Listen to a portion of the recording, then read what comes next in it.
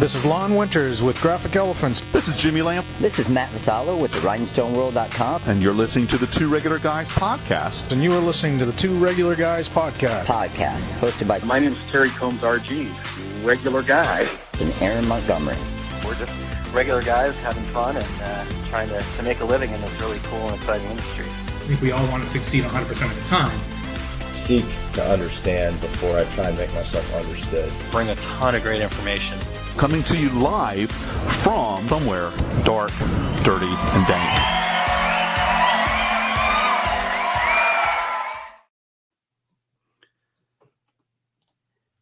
Well, welcome into the show. It is Friday, June 2nd, 2023. I'm Terry Combs, and you can find me at terrycombs.com. And I am Eric Campbell, very obviously not Aaron Montgomery sitting in today. And you find me at ericcampbell.com. And today, hopefully, and I'll be very candid about this here shortly, we're going to be talking to Zach Achorn of Selfmade Designs. And he'll be joining us to talk about being self-made in the screen printing community and his project Print Plugs. Now, this is where I get to be very candid for the both of us. Zach isn't here yet. And this has happened sometimes on live shows. We'll just let you know. We're going to try and get him in when he gets in. If he doesn't get in here, it's not as if Terry and I haven't talked for an hour in front of you guys before. But we always try. Yeah. And, and I actually did get a text from Zach about 45 minutes ago. He's at Rockfest right now. Yep. And he's going to step away and jump onto the show. So we're hoping he's not having connectivity issues, because that happens in the live shows. All the regulators know when we try to go live. And Eric, you know best when we tried to do the last year from the DAX, or the Two Regular Guys from the DAX show. Aaron and I both fell out, and you had to finish interviewing our guests, which was awesome. Good job. Well, thank you. Like I said, we make our way. I mean, luckily today we do have something to at least give you some good, solid industry content, because we have our news segment, which I have always enjoyed. And today, of course, Cassie Green from Apparelist is in with us today. So hopefully you guys are here and ready, because there's always something good to listen to from Cassie. All right. Without further ado, folks, let's get to the news.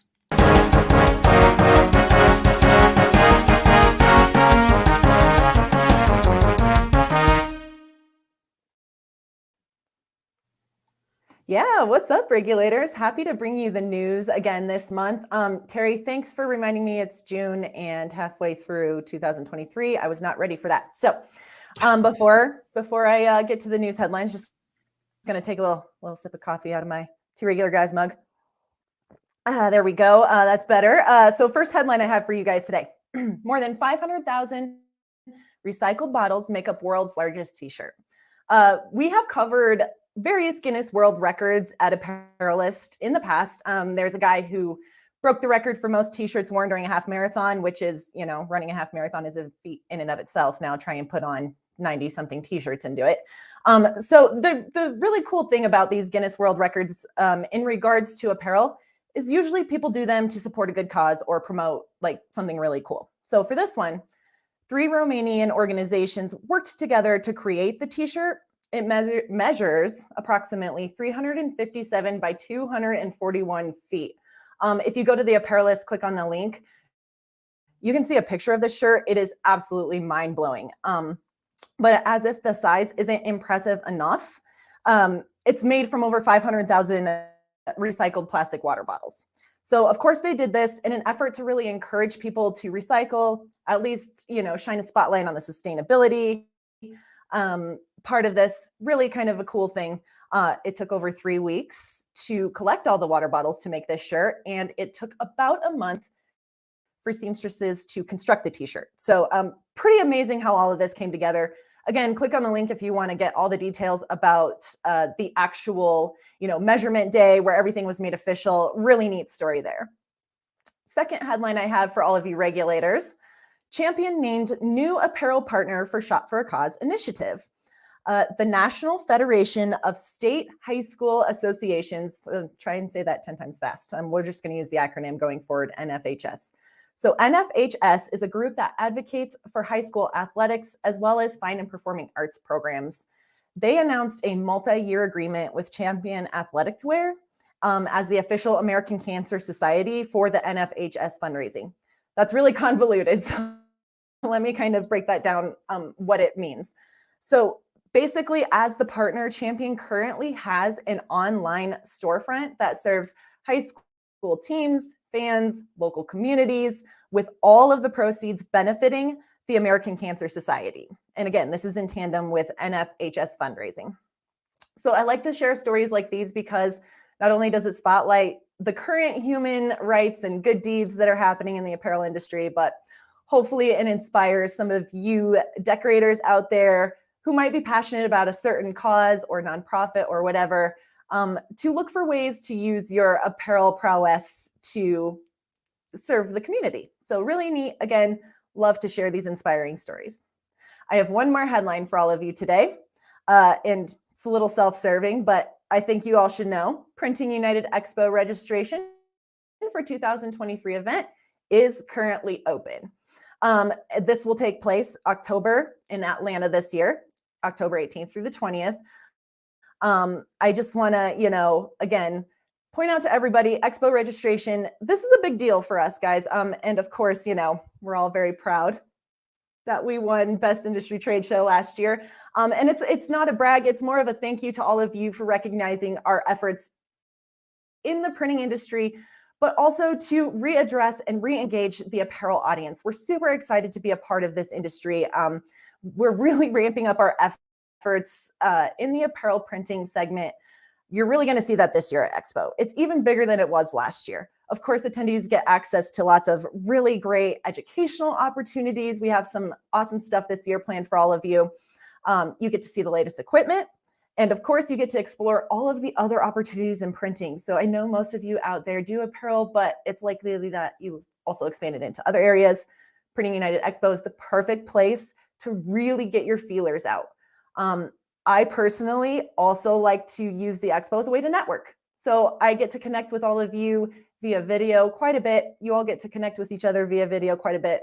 There's nothing like connecting with each other in person. So hope to see all of you there. Drop by, say hi, introduce yourself. I love hearing your stories and what you've got going on in your various businesses and everyday lives. I've got for you, Eric, Terry, back to you guys.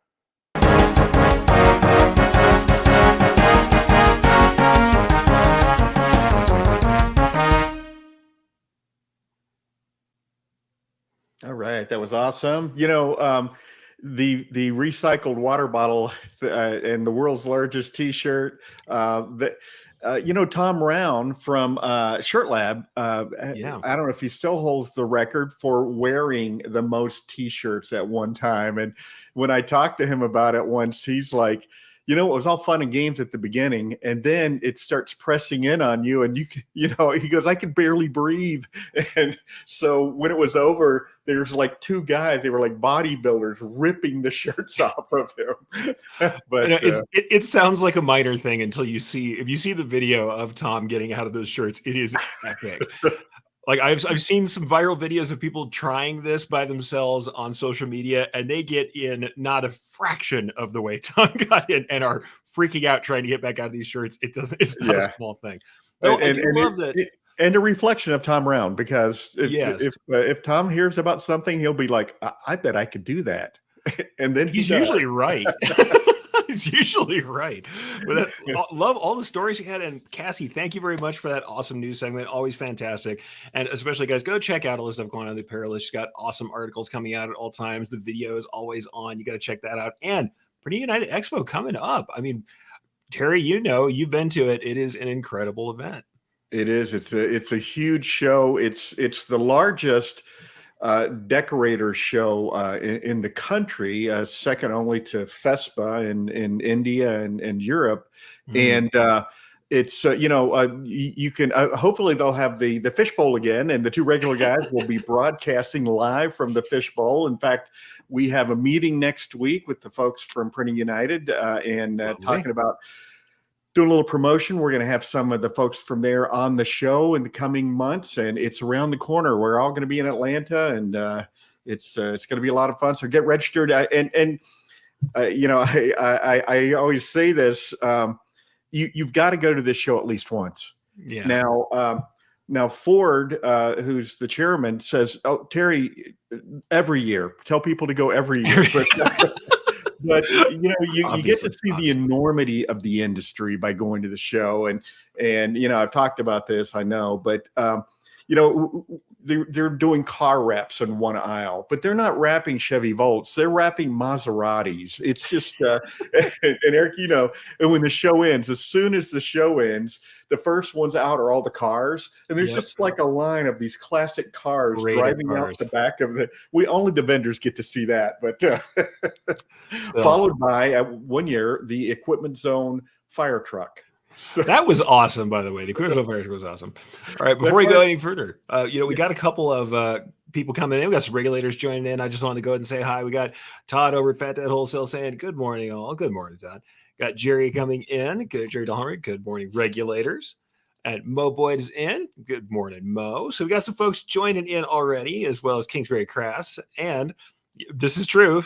Todd mentioning. So Tom's just getting a lot of love today. Tom also runs 100+ mile marathons. He's broken.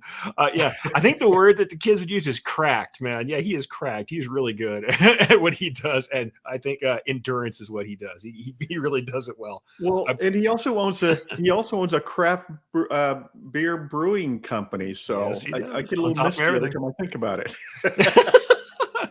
We may or may not have had a few barley pops ourselves over the years. We also have Ramona coming in saying, good morning, fellas. So good morning, Ramona. Though, once again, before we get into anything further, we have something that is always here that endures from show to show, and that is the dad joke. And today we've got one. We got a little spicy dad joke ready to go. Something that people hopefully will enjoy, but I like it. So Eric, what's our rule? The two things we don't talk about: religion and politics, right? Yeah, never. Yeah, we don't talk about that. Religion. Here we go. So, all right, Eric. What do you call someone who only believes 12.5% of the Bible? I don't know. What do you call someone who only believes in 12.5%, very precisely, of the Bible?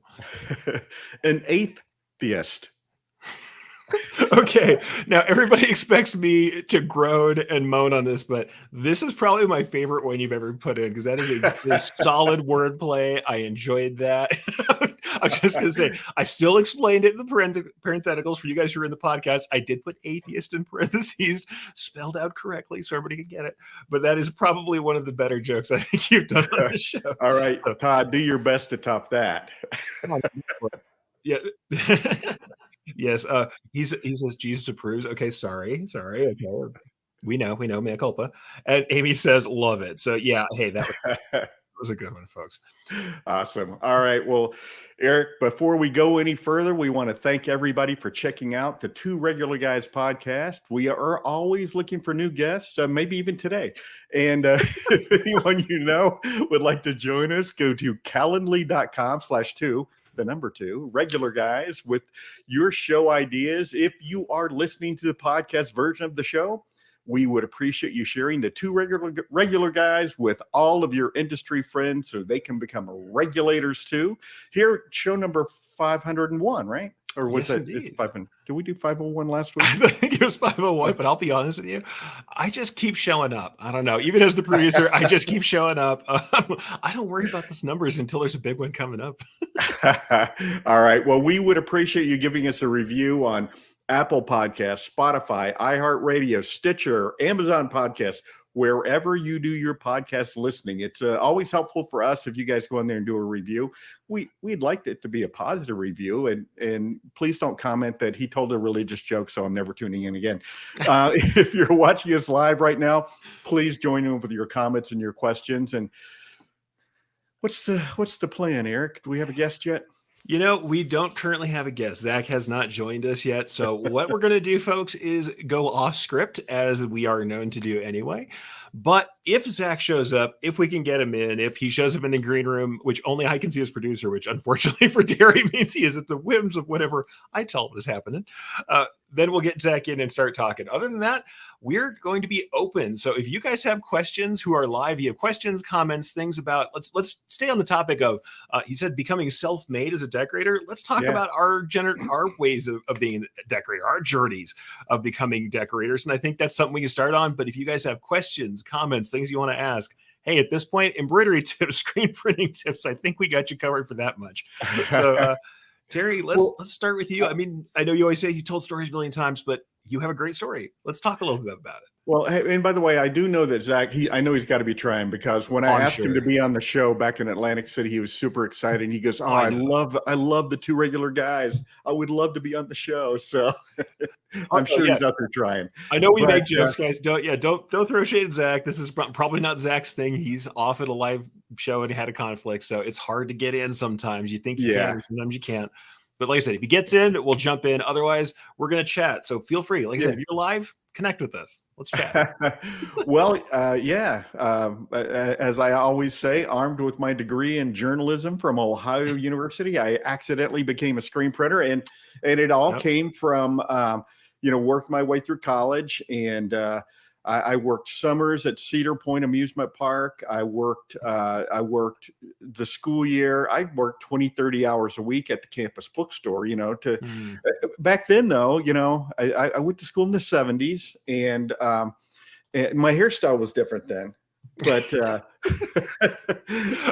I mean, it wasn't too long though, because I was also president of my fraternity junior and senior year. So a lot of rugby shirts, painter pants. People are out there laughing from the 70s. I know, but working at the bookstore, I worked for the soft goods buyer, and that's what we are, soft goods. And she was always complaining that she couldn't get product in time. And my senior year, I said, what'd be cool is if I would buy equipment, you bring it in blank and I print it for you. And she's like, oh, that's an awesome idea. We should do that. And the more I thought about it, the more I thought, that would be pretty cool. And I used to sit in her office while all the other employees were down there pricing books and loading boxes and carrying 40-pound boxes here and 40-pound boxes there. I was sitting in her office. I even had a desk, and I would sit there and read Impressions magazine that was like 200 pages then, and I'll bet I can do this. So so after I graduated, I bought equipment, had never seen it done before, really. Bought Scott Fresner's book, How to Print T-shirts for Fun and Profit, the first year it was out, and taught myself to be a screen printer, and never left, because it's Hotel California. Once you're in this industry, you don't leave. It's all the same headaches of any other business. You can you're dealing with employees, and anybody out there who has employees who's listening right now, just sighed. But and I went from just me to at one point having 75 production floor employees. So that is a life all into itself. I mean, you are full-time babysitter, mom, dad, counselor in chief, and getting stuff out the door. By the way, also producing shirts. What do we always say about it? Doing a good job and getting it out on time. That's how exactly right. Do good work, get it out delivered on time. That's the secret. But and that's and I was naive. Luckily, and it's kind of funny, because I heard Zach speak one time, and he talks about I didn't know what I didn't know, and so I just jumped in, and sometimes you can research yourself to death, and sometimes you just need to dive in, and of course, Eric, you've heard me say this before. I assumed everybody who started a business tried to learn everything there was to know about that business, and I realized very quickly, no. Now I can print 2 color prints. I'm happy. I don't simulated process, puff ink. No, that feels like work. I really don't want to come in this weekend. So, so I started that business. Sold out to one of my competitors about I can't even remember now, 6-7 years in. And of course, I thought when they offered to buy my business, really, you want my home built exposure unit? You want my little Antag manual press? You want my Hicks dryer? No, they wanted my customers. And I thought, holy cow, you were in business 20 years before me. Those customers were all here. Why didn't you have them? Not a very good screen printer. And so I even offered to do some training for their new staff. And I offered a 2 weeks of training. I did one because the second week they all went on vacation. So I'm like, okay, well, I guess I'm out of here. Wow. And I started running bigger and bigger and bigger production shops around the country. And another eye-opening thing, it was, I would walk into a shop that was doing, say, $3-4 million, all the same issues that I was having when I was, printing in my basement. And I thought, no matter how big you are, it's still screen printing, it's still embroidery, it's still 100%. sublimation, and all those people suffer from the same issues. And most of those big companies started in somebody's garage. Jones & Mitchell Sportswear in Kansas City, they sold out to a company back in Ohio years ago. But when I went there, they were doing $3.5 million in sales and couldn't get product out the door. I mean, they were falling over themselves. Why? Because it was two guys getting their MBA at University of Kansas. They started screen printing Beacom Hawk t-shirts and were selling thousands of them out of their fraternity house, and said, let's not get real jobs. Let's be screen printers. And they did, and they grew the business. They had Mike Mitchell's wife, Betsy, was a really, really awesome artist. And so she created these beautiful lines, and they would sell them to all these campus bookstores. Could not turn the product around. So I went out, actually met, interestingly enough, at SGIA, Printing United in Atlanta. And I met Mike Mitchell, the president of the company, and I was trying to sell him a precision oval. And about 30 minutes into the conversation, he goes, so really the reason I was interested in talking to you, what do you think about coming out and running our production operation? And I said, listen, I just took this job. I don't think so. But I went out to consult, and I went out for 2 weeks for a 2-week consultation, and I left 6 years later. So I want to do this. Couldn't get product out the door at $3 million. Yeah. When I left, we were doing $13.5 million dead on deliveries. So it got to be the point, and that's where I had 75 employees. It got to be the point, though, where it was running so smoothly that the challenge was gone. So I said, I'm going to back away now. I've got all these supervisors trained. We've got all these great employees. I'm going to go find another case that needs to be solved, another production floor that needs to be fixed. And I went on to a couple of other jobs. And then, of course, how to print t-shirts for fun and profit. Yeah. Scott Fresner, I run into, and Scott and Pat Fresner wrote that book. And so I run into Scott when I'm flying from Maryland. I was running a production shop in Waldorf, Maryland, and ran into Scott at the airport because I was flying to Kansas for my sons. Both my sons were in the same fraternity, and it was Dad's weekend. And so I was flying out there, ran into Scott, and he was asking me, what I was doing, this and that. And he said, Pat and I were just talking about you. What would you think about coming to Phoenix and helping us with this new software program and helping us with our screen printing classes? And I'm like, well, I've never been to Phoenix, but yeah, I'm interested in that. So 6 weeks later, here I am in Phoenix. Yeah, right. 6 weeks later, 21 years ago. Yeah, right. I think Phoenix agreed with you very well. What I love about hearing your story again, number one, for all of you guys who don't know, where you're like, oh, Terry's the equipment zone guy. I'm like, no, Terry's not the equipment zone guy. He's not just the equipment zone guy. Terry really has run real big contract work that is massive. And so when we talk about production scheduling and efficiencies, I come from what is like the mom and pop shop level. I come from the level where we are a local shop. We've got multi-decoration options, but we're running 60 odd heads of embroidery. So that's not crazy. I mean, if you go see like the emblem companies, they have machines with 50 heads on them. I come from the kind of the general bread and butter shop that you might see in your own city, or your own smaller city, right? Not the big contract shops, but more of the custom shops. It's awesome to hear about those efficiencies. And I will 100% agree. throughout my career arc, and maybe we'll get into that later if we still don't have Zach later. The thing that it's awesome to listen to, and that I will fully agree with, having done consulting after the fact and working with larger shops than the one I came from, is that the base problems are really elemental. A lot of them really are just the problems of any business for the business side and the problems of any shop for the production side.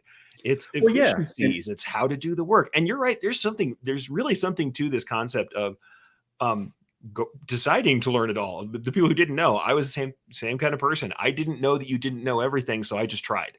I just kept throwing myself at it until I figured stuff out and learning as best I could along the way. And I think that makes the difference for a lot of folks. It's not that you can't do the job without doing that, but I think there's a certain kind of folks where you do continue to analyze and work and reflect on things, and it makes you improve along the way. But it's super cool to hear that, man. Well, exactly right. And I think that especially when you get employees, you have to learn how to simplify the process, make sure, make it easy to understand.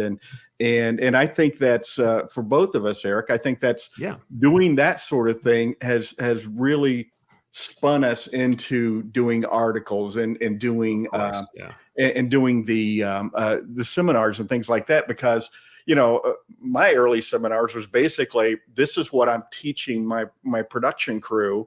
Now I'm going to teach you so you can go teach your production crew, and but Eric, talk about your start though. You didn't start as a guy on an embroidery machine, right? Absolutely not. I was never intended to do this. This is not what I was supposed to do. Or at least that's what nobody expected me to do. By the way, the other thing is, I was not a natural accidentally artist. Became an embroiderer. Oh yeah. And here, which I actually have done in live seminars. I'm going to cop something from Terry, which he always does. He says, you give him credit once. Well, here's me giving him credit publicly. Armed with my degree in English and medieval studies, I became an embroiderer. So yeah, I've got the same kind of arc where I went. And also I finished my degree while I was a digitizer. While I was a full-time digitizer, I finished my degree because I actually took time off in the middle because I did something just like a lot of folks have done, where as you get into this industry, you start working it, and very much like the story you told about the shop you were working with, that you were kind of helping out. I came in and was like, all right, I got my degree. I finished up. And as I finished up my degree, I'm like, so beginning professors make the same money I do doing the thing I already do and enjoy. Cool. Also, I graduated right after the 2008 financial crash. And as you can imagine, medieval studies on the chopping block for a lot of universities. There were not a lot of positions to go to. And I just thought, you know what? I'm doing what I do. I like what I do. I was already writing. I had been writing then for about 3 years. And so I was like, I'm teaching. I was always going to be a professor of some sort. So if you guys get into my classes and you ever go, wow, this guy sounds like he really wants to be a college professor. Yeah, I kind of was. That was that was the plan. If you get a lecture hall class from me, that's probably why. That's where I was. I lived in academia. But I'll give you the Cliff Notes version of this. Two things I need to bring up though, which is kind of funny.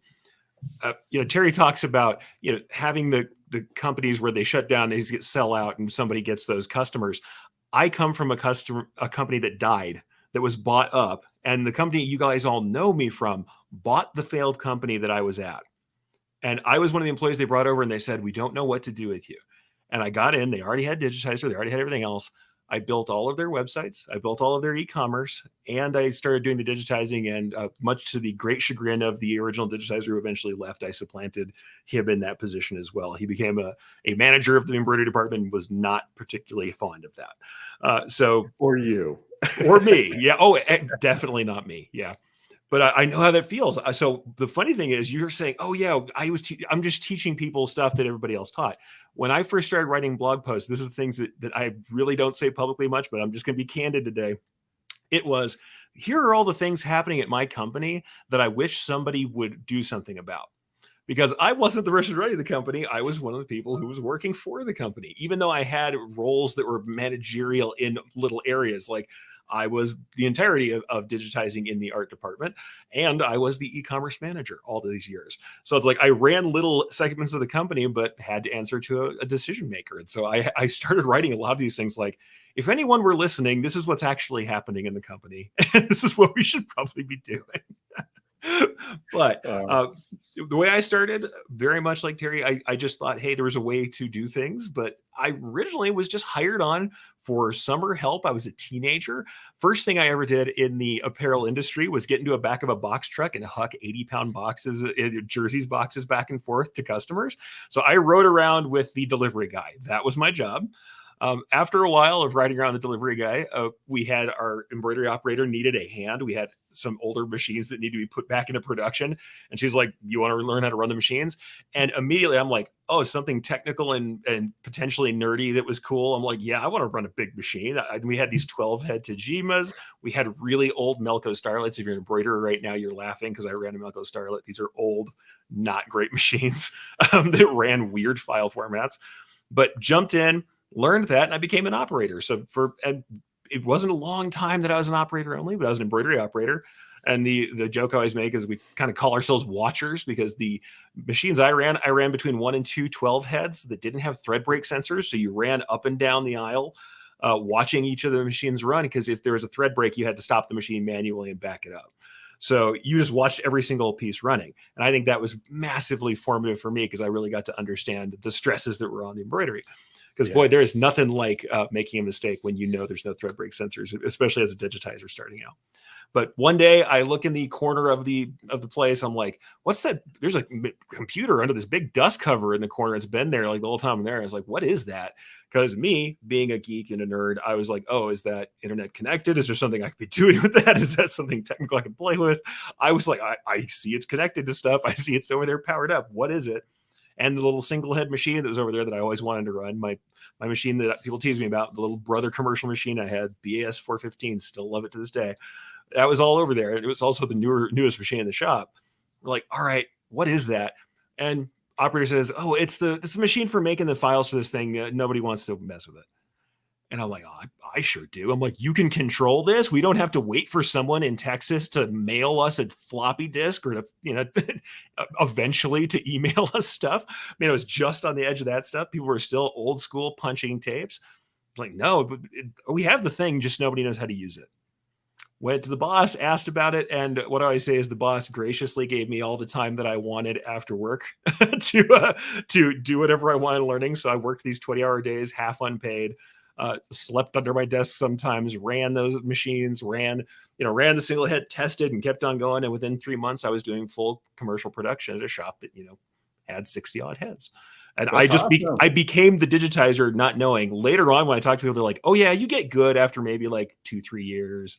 Back in the day, they used to think there was this arc where about 1 year you can start to do production. And then about 3 years in, you're pretty good. I was like 3 months and I was doing production for major brands, because we were selling into department stores and stuff. So like the other joke I tell is like my first really poor job, the worst thing that I probably did, my very first hat job, I didn't know was done for my boss's friend. We just did this job for his kids' graduating class for Paramus High School. And I knew nothing. I had connections in New York and back east. And I'm like, okay, I'm doing this kid's thing. It turns out that kid was the son of one of the muckety mucks at Nautica, at the clothing brand Nautica. So unbeknownst to me, my very first job that was very poorly done was for one of the heads at Nautica's son. So unbeknownst to me this whole time, I remember the first time like doing lighthouses for Nautica, having no idea that we were doing this major brand's work. I didn't really understand any of it. But the thing I always talk about was that I learned largely by myself. It was only well into this process, and it's kind of funny, by accident, that I found a trade magazine. It was in one of the desks at the, I believe in the art department. They moved me up to the art department eventually as I became more and more involved in art and I wasn't operating as much. Then they moved me up into the art department. I went into the dark room with the artist, which I thought was the coolest thing ever, because now I was real, bona fide. I'm in the art department. I got closer to the front desk. That's what I always say, as close as you are to the front windows, the better off you were doing. And I see this trade magazine and I'm like, people talk about this? You can learn from people who know what they're doing. There's something somebody else knows. And literally found an old one. And I'm like, I want more of these. Where do I get this? And I had no idea. And this is like early internet. You have to realize, guys, this is not massive adoption, not online magazines. None of that's really there. And I go to the boss like, oh yeah, we get those all the time. You want them? just astounded. So my early heroes, even though I'm already in production, I'm already doing this. I have just learned everything by trial and error and from the manual we had from this old DOS program. Trial and error entirely. I finally find there's people, and those early heroes of mine were the people who were writing for the magazines. And it's funny because that was, so for me, the big thing was all that happened. I really started digitizing pretty hard in like 99 to 2000. That's my time. And after that, I got into these magazines and I started looking, and there's contests. And early on in like 2006, I enter my first contest. I'm super excited. I enter my first contest and I win. And Nicole Rollander, who we all know, over at Stitches Magazine says, hey, we're doing this blog thing. Do you think you could write for this blog? And I was on board. I had a website since I was in, first taking college courses when I was real young. And when the internet was weird and we had it based out of the website from the university, we had our individual little pages we could write ourselves. So started writing for the blogs, and that was it ever since. I haven't stopped writing and teaching since 2006. But the entire thing was, after I saw these people teaching the magazines, I'm like, man, I wish I had that. And I thought about all of the things that I had to learn by just trying and failing and starting over, that somebody could have helped. And it would have been fantastic to have had a mentor or someone to teach me. Yeah. Because especially back then, even when I met one of the local people who digitized, who had originally digitized for the shop, she was not pleased that I had taken over there, number one, because I completely eliminated the revenue stream. And on top of it, like, didn't want to talk shop, didn't want to give things away. And eventually I heard back, was fairly unhappy that I was writing in the magazines and writing for the blogs, because it came out that she was just like, you're giving away the secrets. You're giving away the sauce. Like, you keep on teaching people stuff without asking, without teaching a class, without paying for it, making people pay for it. You're giving out the secrets. So yeah, it's it was a very different world than it is now. Oh, absolutely. It's so funny, Eric, when you said my blogs, I was just writing about what was going wrong at my shop. Yeah. When I was at Jones and Mitchell Sportswear, there'd be some crisis going on, and in accounting or whatever, and I'd be making notes, and the president of the company would look over and he goes, "You're going to write an article about this, aren't you?" And I go, "Yeah." And he goes, "You're going to mention our names?" Nah.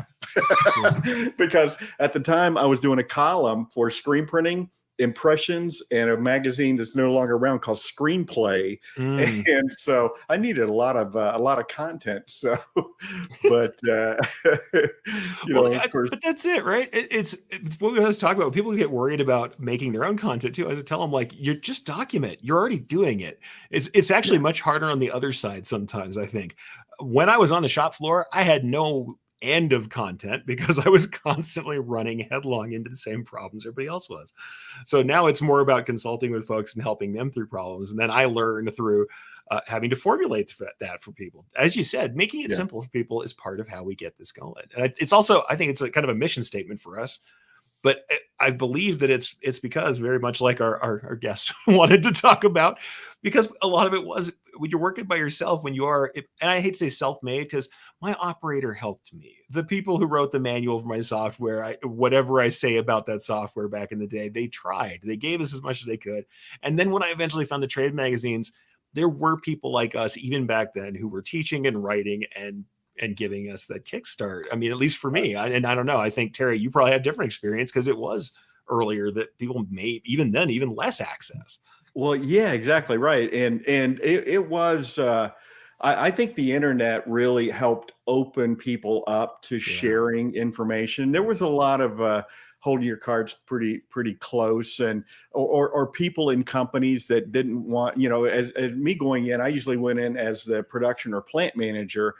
And people there who didn't want to tell you what they did or how they did it, because that was their job security, not realizing that that you can actually grow your job by sharing, teaching other people, that sort of thing. So, and I don't know if you've done this, Eric, but I've literally written articles for the purpose of figuring out how to teach it to someone else. 100%. And so I'll scheduling. I do a lot of articles on estimated production time and scheduling, and are used to, and so I would write an article about it, just in my own mind, be able to kind of piece it together so that it was easy for somebody to understand. Then I would go and have somebody on my production floor learn to do it. And I did a time study class when I was running a production floor one time, and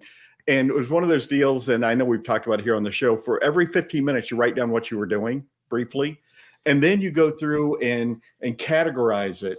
And we figured out that I was spending 60% of my time on the production floor in some level of scheduling. Yeah. And so the person teaching the class said, that seems like something you could teach someone else to do. And I'm like, oh, absolutely. And of course, then that's when I had to lay it all out. Here's how I do it, and make it super easy.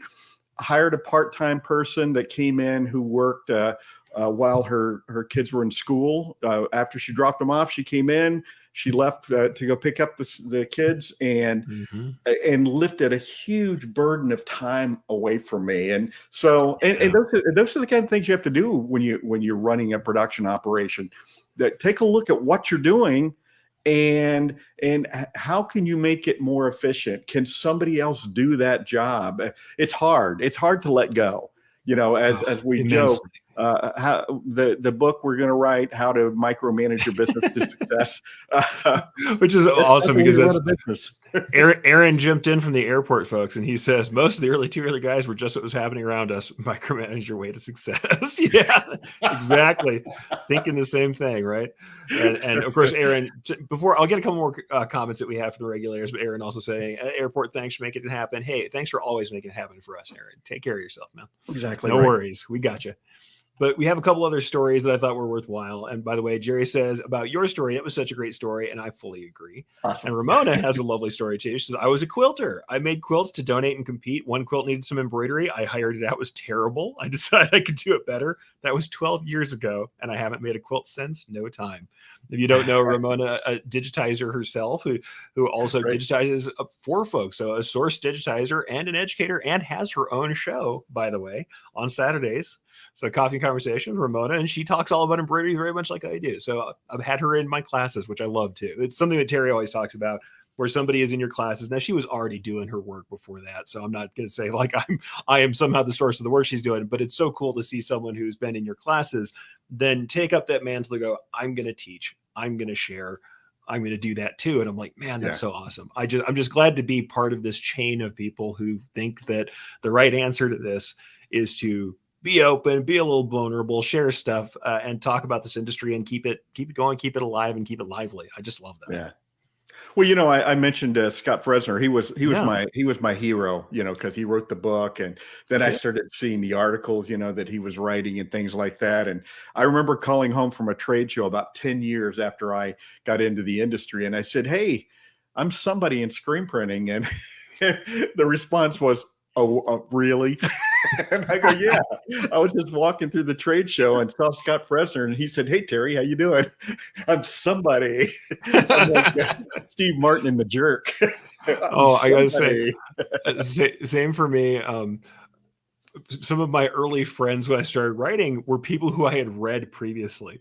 And it was like, but I remember at first going, oh my God, that's Bonnie. She's over there. She writes the articles for that. And now I know that we were all just normal people working jobs and writing at the same time. It's funny, but at the same time, the first meeting you had with people that wrote, especially if you were looking to them for that guidance, you were looking to them to help you through those times where, I can't lie, there's some dark nights of the soul when you are really in the trenches trying to get stuff working, and you feel like you're ready to quit, and you're like, other people have done this.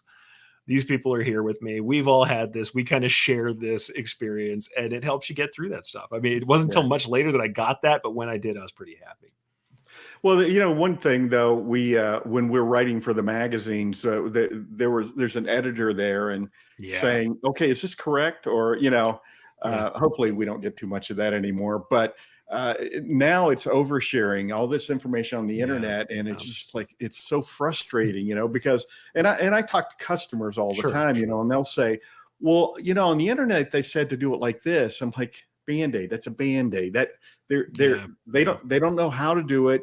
So they're teaching you how to put a Band-Aid on it to make it work. And there's so much of that. I know we've beat that horse over and over again for the last 10 years, but it's so frustrating because new decorators don't know the difference. And that's the problem. Somebody that has some experience can read an article or watch a video and go, that doesn't make sense because of this. A newbie is like, okay, I'll do it just like that. And I feel like in my screen printing classes, I spend half my time re-educating people from what they saw on the internet, you know? I'll say the gracious way I usually put it is, you know what? There's more than one way to do this thing. Feel free to try them both, do time studies on it, and see what's faster for you, what works best for you. I will say 100%, there are very few things. I have one outstanding case where I tell people, no, everyone else is wrong. One outstanding case, 3D foam underlay. Don't use underlay to cut the edge of 3D foam. Just use the top stitching. I'm sorry, the underlay falls out of the sides, and that's why a lot of it looks bad. End of story. I would give it that 1 30-second blurb because it's the only one I ever say that where I'm like, nope, you're wrong. I don't like it. It doesn't work. Everything else, hey, we all know there's these different ways we can do things. It's why I teach the elements. I know you're very similar. We teach these things that are very close to how it works. Not just if somebody wants to walk you through a project like a recipe. They're like, okay, tell me how to do this kind of design specifically. I'm like, no, let me tell you how stitches work. Let me tell you a little bit how the machine works. Let me tell you about the foundational ideas underneath the software you're using. Yes. And then any software you sit at, any machine you sit at, anything that you're working on, if you know that level, any abstraction on top of it, any automation can be broken down and you'll understand what's happening. And then you can address it in all these different ways. There's different ways to handle all the variables, but big but there, if you don't know how the base of the thing works, how the ink lays down, why screen mesh matters, why thread thickness matters, how density works, how pull compensation works. If you don't know these things about the very basic nature, then the technical stuff will get away from you. And I think it's somewhat similar in business because I think what most of the problem people have is they just aren't measuring. They're not measuring, they're not looking, and they've grown like all of us did from the garage shop to the large shop. And you're doing garage shop stuff forever. You know, you're working mom and pop stuff forever unless you stop and think, hey, was that just something we thought of on the fly and it worked, or was it actually sensible? You have to revisit this stuff throughout. You know, it's different to have that kind of thought. You know, I wrote an article once entitled "Be Your Own Consultant," and it just talked about take a step back from your business.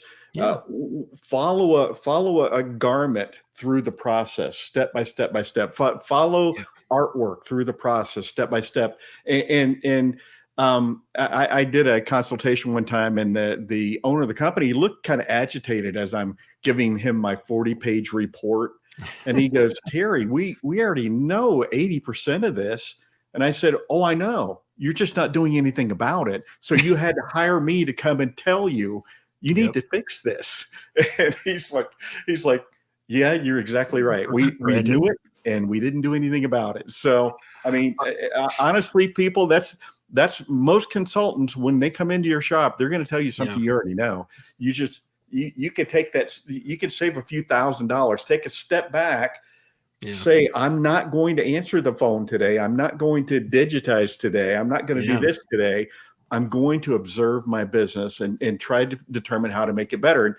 And, you know, as a production manager, I spent my days doing that. You know, if anybody ever said, well, we're looking for a working production manager. Oh, you want somebody to run an automatic press and be in charge? No, thank you.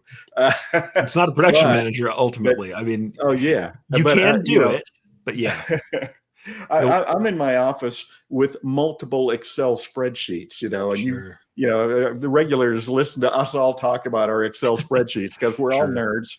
And, but calculating and saying, you know, I didn't see this until I did the numbers. Then I realized, and, you know, when I do, I used to consult and do a consultation called Double Your Production in 30 Days. And screen printing shops, the production floor employees, well, the people running the presses, their eyes would get like saucers and go like, I can't print any faster. And little known fact, in screen printing shops, The printing's the easy part. The printing is the part that most people have figured out. They just haven't figured out how to be efficient with everything else in their shops.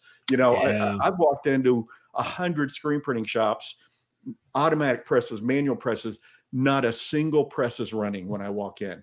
There's something wrong if nobody's printing shirts. And it's because you're not efficient with your setup. You're not efficient with your teardown. You're not efficient with having the art being complete. You're not efficient with pulling the product. Absolutely.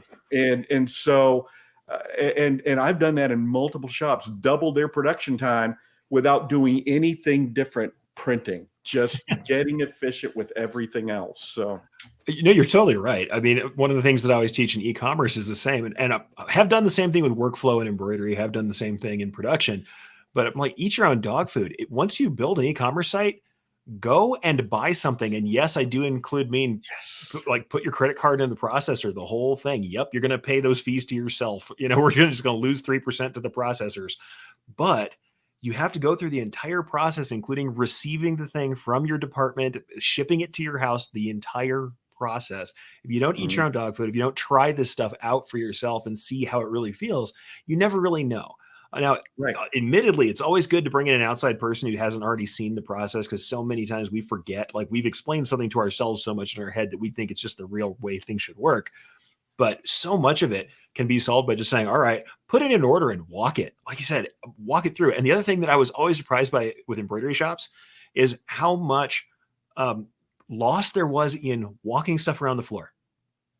Literally walking stuff around the floor. I'm like, oh, we all have a printer that we go get our instructions from, and it's in the front office, and we're in a shop in the back, and everybody walks to the entire length of a football field back and forth over and over all day to go to the printer to get stuff. And I'm like, you ever guys thought about putting a networked printer in the back?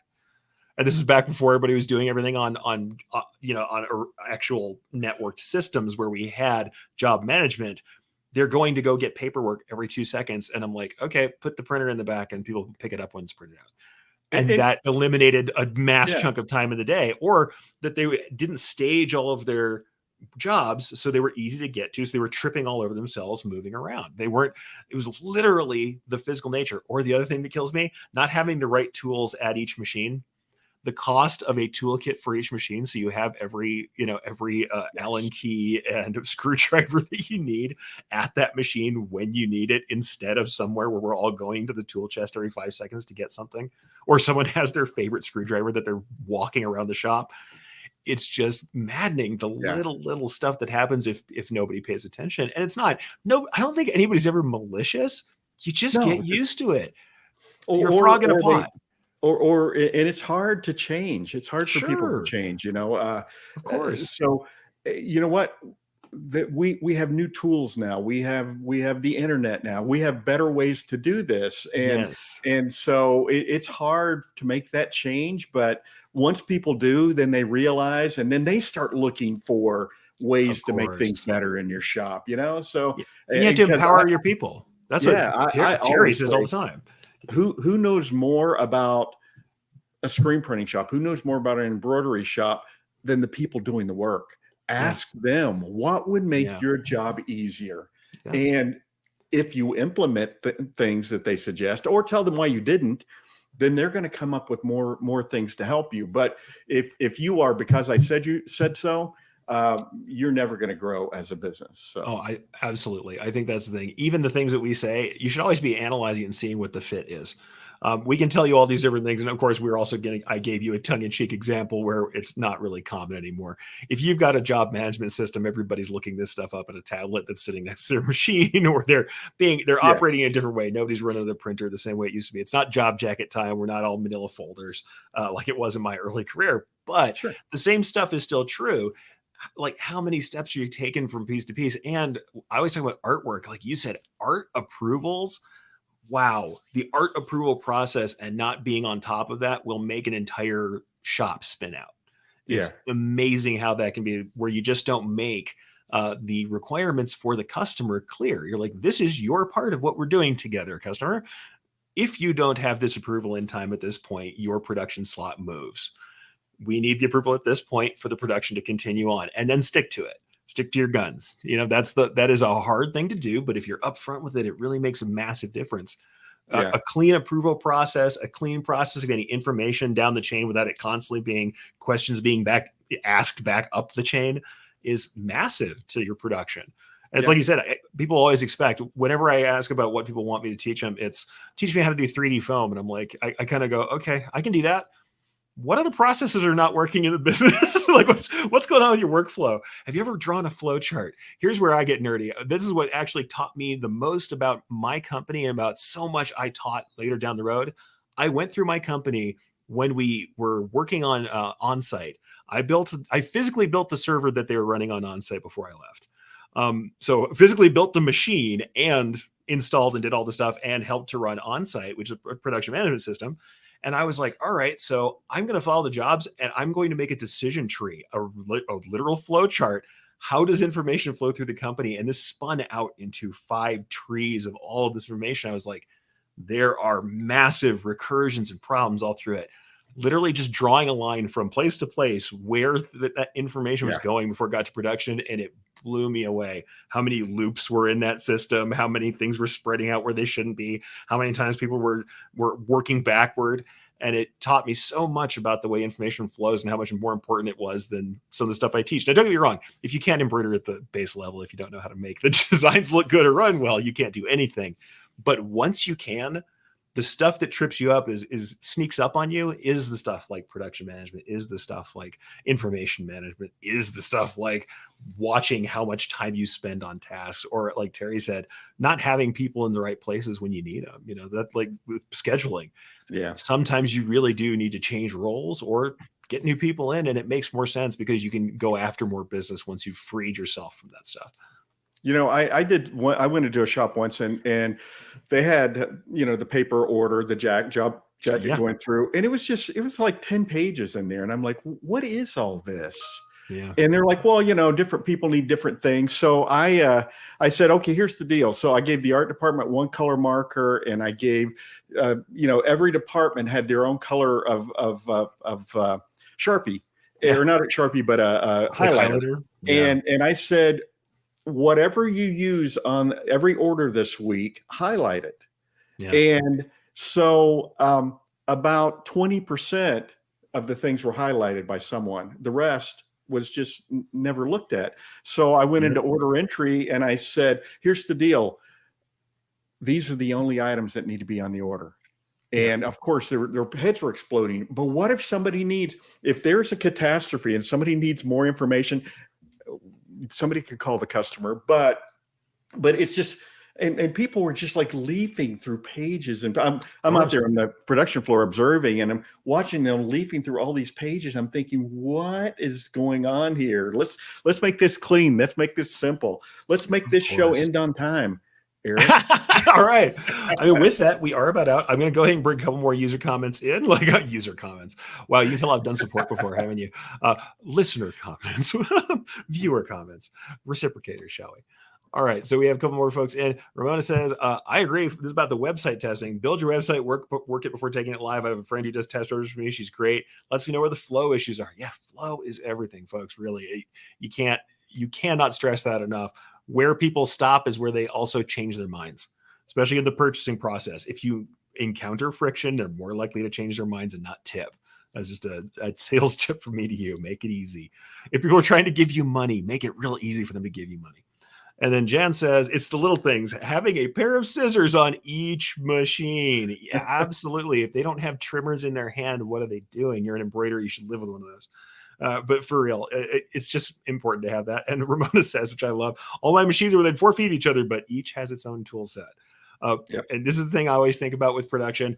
I remember listening to a chef talk about mise en place, which is preparing your area. And he's like, everything stays clean. You work clean. As you're working, you clean up. And you have everything prepped for the particular dish. You do all of your prep work, and you could blindfold me and I could reach any of my tools and start working. I wouldn't have to look. I could reach my hand out and touch anything that I need in my area. And I'm like, that is how the operating area should be for any machine. You should be able to reach out and touch the thing you need. For Can real. you hand me the scissors is something you should never hear. Scissors are cheap. Time is expensive. Labor is expensive. All right. So with that, I think we are at the end of our show. But let's first just kind of go through the stuff we usually do, Terry. What do you have coming up? I have my complete screen printing business course. I'm going to actually be right here in Phoenix this weekend at Workhorse Products. I think we still have a couple of slots open. If anybody's in the area and wants to go to a screen printing class, I'll be at Atlas Screen Supply next weekend, June 10th and 11th. I'm not sure if that one's sold out. That class sells out pretty quickly. I'm going to be, I'll be seeing Cassie. I'll be with Equipment Zone at the Apparel Decoration Summit in Nashville. That's June 12th and 12th through 14th. So yes, I get home Sunday night at 10:30. I leave for the airport at 3 a.m. to go to Nashville. And I'll be joining Eric and Aaron in Fort Worth this fall. I'm going to be speaking on DTG and DTF printing, and I'm going to be moderating a panel that includes our guests from today. Nice. So you'll still have a chance to hear from him. And otherwise, watch for all my upcoming events at terrycombs.com. How about you, Eric? Well, I have, as always on Friday, the Take Up coming up. And this day we have episode 154, so not quite to 500 on my end yet. But should I digitize my own design? So this is an evergreen question from embroiderers and erstwhile digitizers alike. Does it make sense to do digitizing yourself or in-house? We're going to discuss why you would want to or not, when and how you can make the transition, and discuss kind of this dovetailing method I often recommend that allows you to keep sourcing. And we talk about that balance between outsourcing and doing things yourself and why. So head over to ericcampbell.com and click the Take Up tab at the top of the links, and I will be live at 2:30 Mountain Daylight Time, apparently, to jump in and share your insights with me, and I would love to see you there.